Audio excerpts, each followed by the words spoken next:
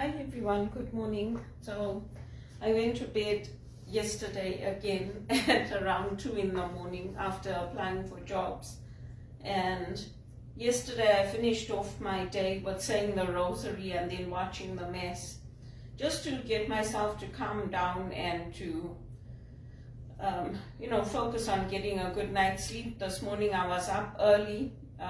Before 7 I was up, and I've got a lot of things planned for today, including folding my laundry, putting it away, and then I'll be back at my job search. But I wanted to do my John Maxwell earlier today and continue focusing on Mary treasuring things and keeping them in her heart, and how that message is something that I'm focusing on for, I don't know for how long it will stay and be part of my journey, but that's what I'm focusing on. I did it yesterday and today. And going back to this workbook, I had asked that question in the passage about King Herod, when it says that King Herod and all Jerusalem were disturbed by the Magi's question regarding the birth of a king of the Jews. And that's from the Feast of the Epiphany, from Matthew 2, 1 to 18, where the three kings had gone to King Herod. And the scripture tells us, after Jesus was born in Bethlehem in Judea, during the time of King Herod, Magi from the east came to Jerusalem and asked, "Where is the one who has been born King of the Jews? We saw his star when it rose and have come to worship him."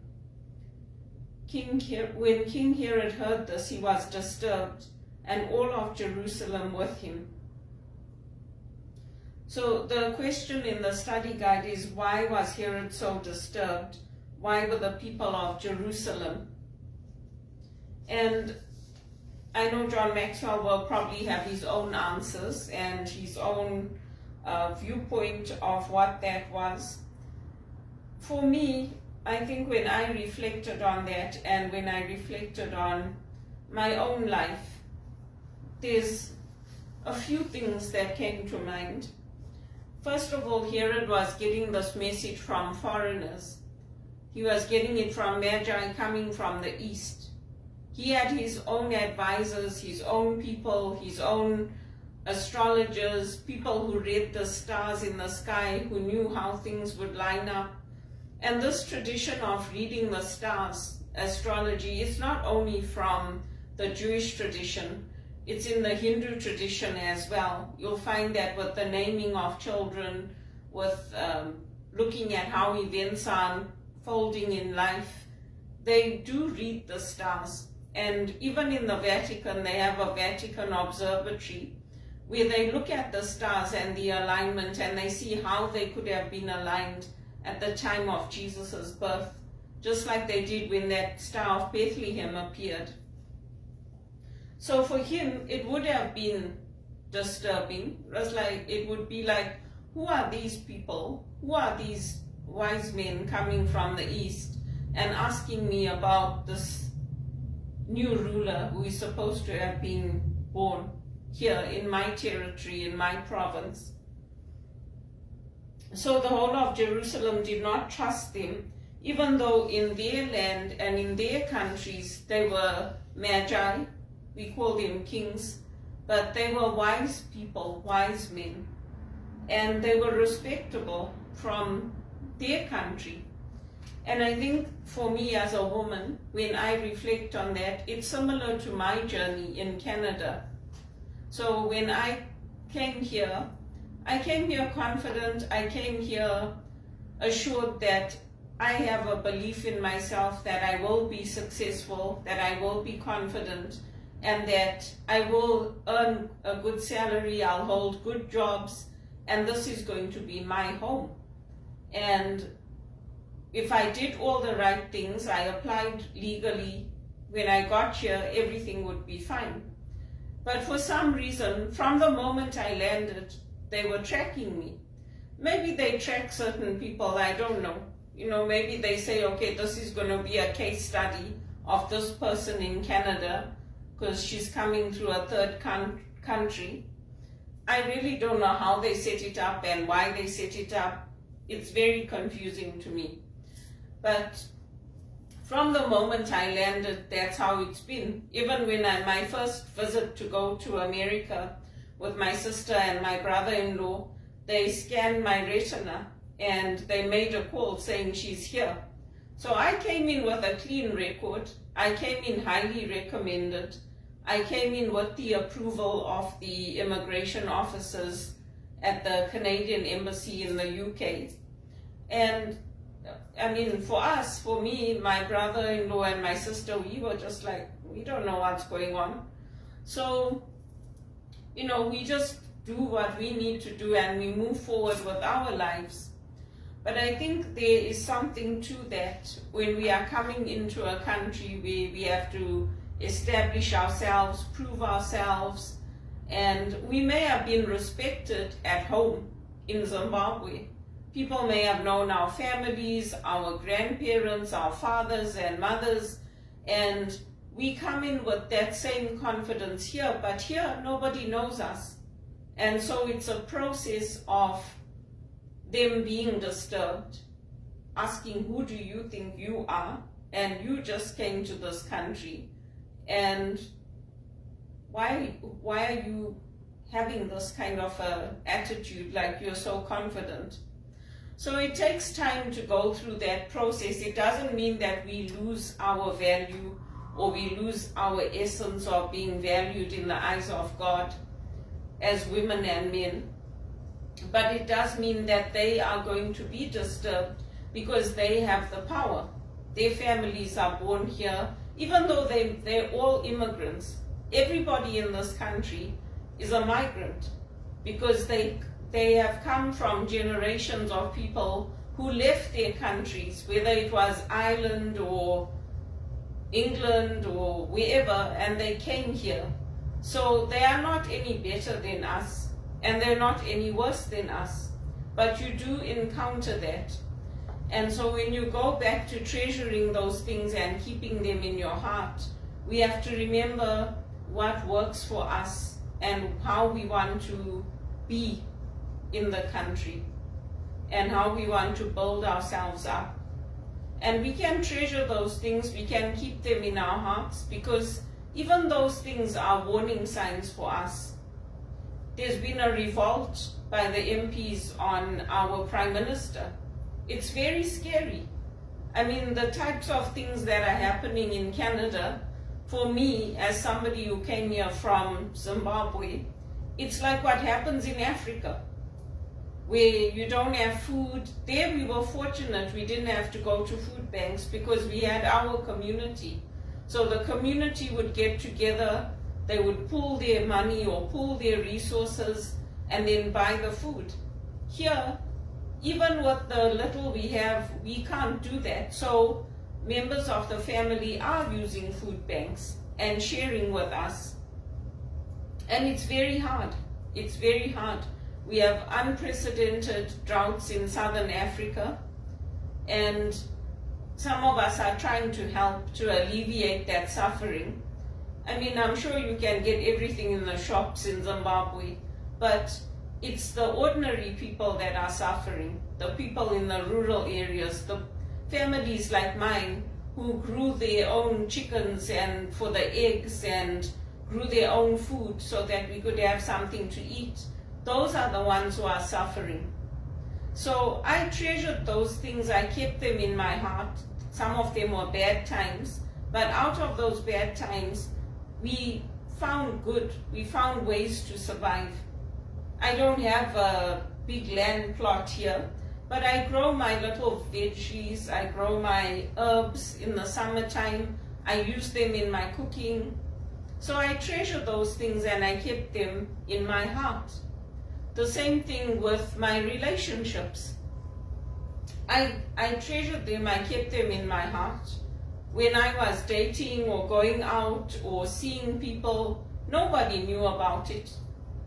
My family knew about it, but other than that, nobody knew about it. When my mother was going out with on her trips and everything, only I knew, and my sister and my brother. we didn't even know where she was going to stay, but we knew, okay, she's going to Florida or she's going to Vancouver. She didn't tell us everything until her relationship was solid and she decided that she's going to get married. And that's the way it should be. If I have a relationship with someone, I don't want that person going to the church, telling the church about it, telling the church they like me, because lo and behold, before you know it, the whole of Toronto knows that somebody likes you and your relationship won't work out. It won't work out, especially if it's somebody that's influential or somebody that's a known person. It won't work out because they'll be like, why can't that person have a relationship with my daughter? And who is this woman? And she just came here. So we learned in Africa to keep things very close to our hearts and to keep things so that until the time is ready, that you are ready to reveal them or to talk about them, you don't have to reveal it to everyone. Because we are not living in our own communities, and even in our own communities, we didn't tell everybody everything. There are some things that we treasure and we kept in our hearts. If we are talking about things or telling people things, it's for other people to learn from them, to learn from whether it's my journey or my mother's journey. And my mom doesn't mind me sharing what I remember from my childhood. Her relationship with my dad, what happened to him, the life events where he went to South Africa. She doesn't mind me sharing it. She told me there's nothing wrong with it. If you want to share it, share it. But if we are coming into a different culture, other people may not understand that, and they may not agree with it. But as long as we know that we are doing it with the right intention, like the Magi, who went with the right intention to see baby Jesus and found Mother Mary and Saint Joseph. That's what we have to follow. And the principles are all there. They're all in the Bible. It's how we read, how we understand, and how we apply it in our lives.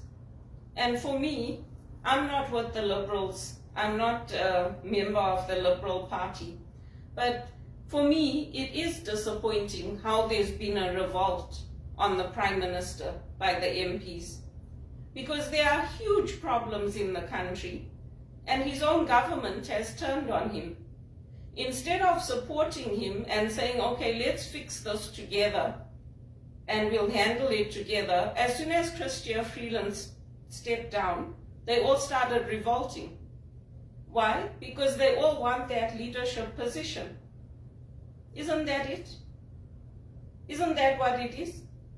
They don't want to rally around him and help him fix the problems. And also we have the G7 summit coming up, where important decisions are going to be made. Canada's a laughingstock once again. So it's sad, because I see these things from the perspective of somebody who's lived through it in Africa. I saw it happen maybe with Robert Mugabe. They didn't do it through the MPs, but it was the MPs, because they organized that downfall, that coup d'etat, which came out later. Everybody thought, oh, he was doing it, and we found out later it was a coup. So for me, it's sad. I'm not a Liberal. At one point I was, but when their policies changed and everything changed and they didn't keep their election promises and all the corruption came out and I left them. And it was sad for me, because even with my personal situations, I couldn't get the support I needed. And the things that were happening to me with harassment, with lack of housing, with lack of jobs, they're not only happening to me, and even the police know it. They're happening to thousands of people in Canada, including in the police force. So for me, it's sad. I'm grateful for whatever support we got from Justin Trudeau for my own personal cases, as well as for the initiatives for One in Canada, because ideally, That was their initiative. It was a Justin Trudeau initiative, and Bono came to launch that with Bill Gates and Marie-Claire Bobo and all these people that were there. So they were supposed to help us, and we were supposed to hold them accountable.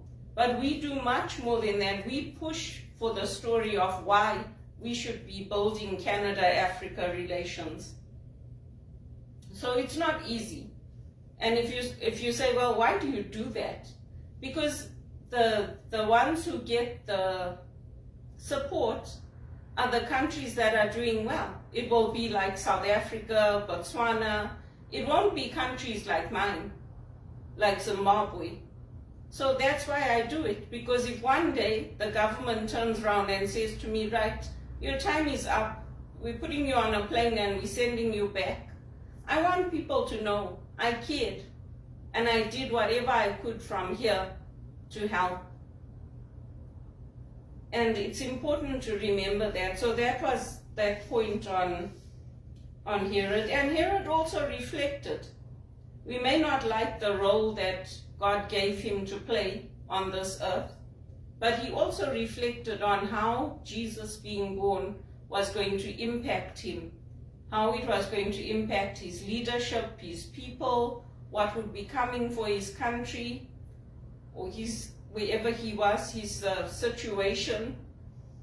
So he also reflected, and that's why he told them, look, when you go, when you come back and tell me so that I can also go and see him.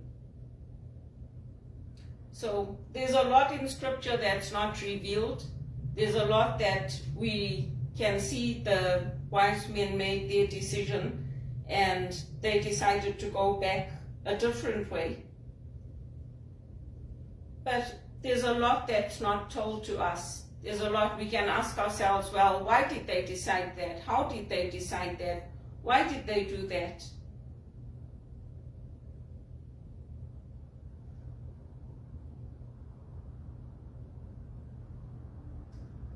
So Bible stories also tell us about dreams, and it's up to you. It says here that they opened their treasures and presented him with gifts of gold, frankincense, and myrrh. And having been warned in a dream not to go back to Herod, they returned to their country by another route. So it was to save Jesus' life and to save the Holy Family. And I think that's important for us to remember. We're also saving our own lives by what we're doing. Because if we are helping Canada, if we're investing in it, if we're mentoring people, if we are helping to build relationships. I did a lot for the Liberals. I used to go out to their barbecue events. Their first barbecue event that they had here, I went to help Justin Trudeau's initiatives. I went to Marco Mendocino's office to help them. I did a lot for them. It was only afterwards I said, no, I can't keep doing this. Because they do a lot with South Africa. But what about the rest of it? So that's why our voices are important. Because we also have to be there, we have to be present, we have to be lobbying for our countries, saying Zimbabwe also needs vaccines. They also need to have the support to end poverty.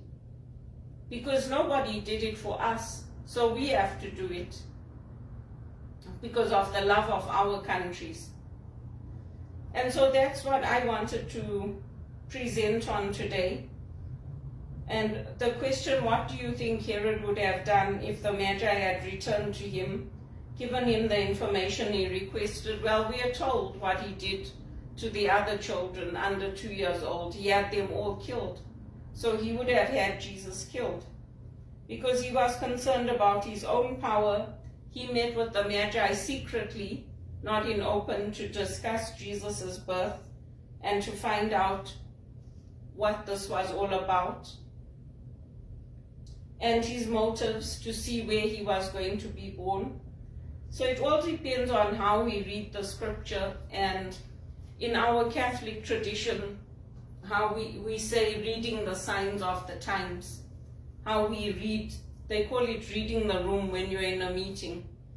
But it's how we read what's happening around us.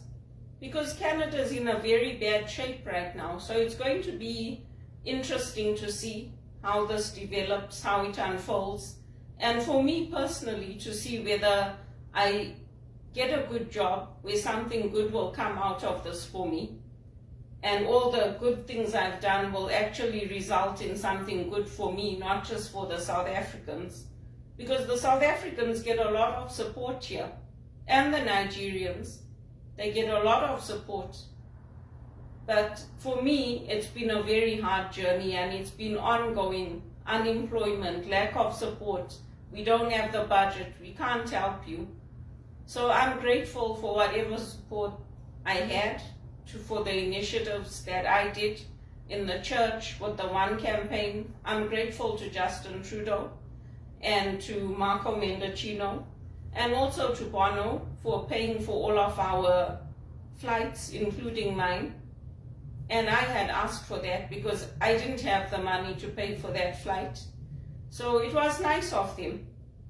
And I'm not as important to them as they are to me, because they have a lot of things going on. They have money, they have cars, they have houses, they have all the things that this world has to offer. They have families.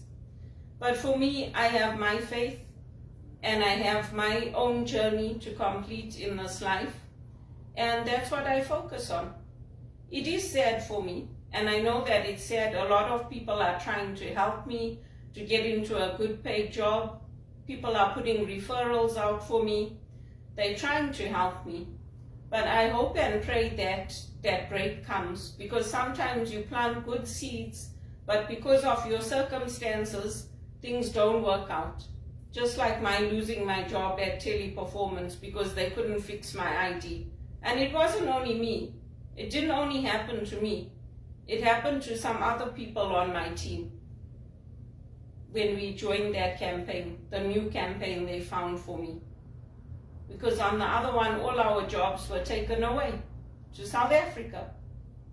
So that hurts when you're doing things to help Africa, to share knowledge, to help build them up, and then you lose your jobs because they're cutting costs and they take them over there. It does hurt.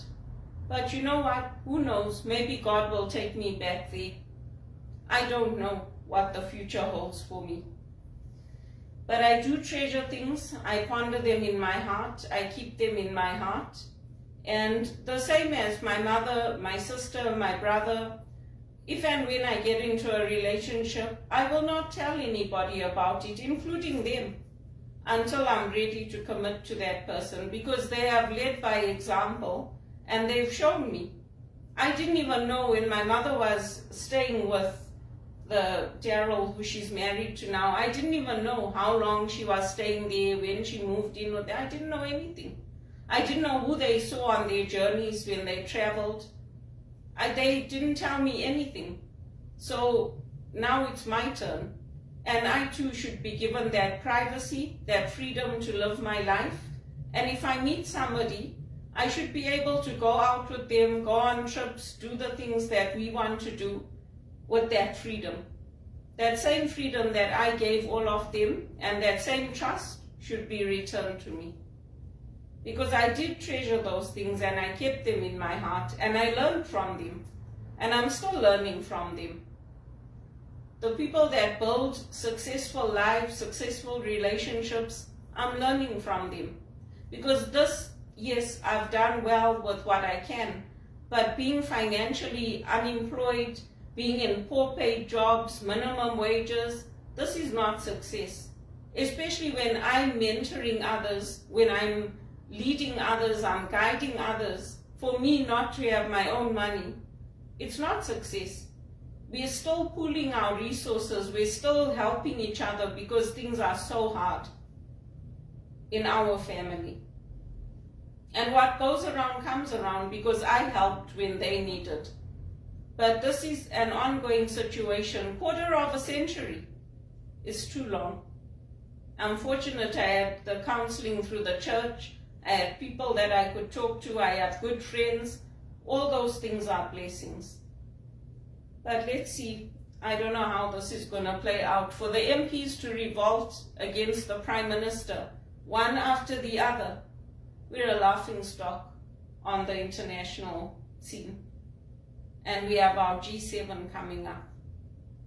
I treasured and I kept in my heart all the things that I had, all the opportunities that I went when I met with Marco Mendocino, when I met with Justin Trudeau for this launch of the one in Canada. I treasured them. Lots of people met him, got hugs from him, took photos with him. I never got to do that, but I treasured whatever I did get. I treasured it.